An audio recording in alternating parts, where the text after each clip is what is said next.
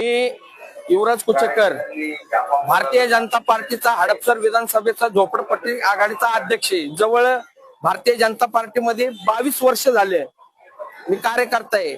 एकनिष्ठेने राहतोय. पण माझ्या पूर्ण अन्याय झालेला आहे की डायरेक्ट आयात काँग्रेसचे उमेदवार आमच्या बोकांडे आणून ठेवलेले आहेत. आम्ही जे पक्षात काम केलेलं आहे त्याचा आम्हाला काय पक्षाने काय फळ दिलं नाही, काय नाही.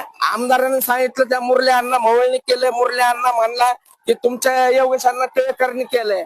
आम्ही ज्याच्याकडे न्याय मागायला गेलेलो आहे. आमच्याकडे आम्हाला काही न्याय भेटला नाही.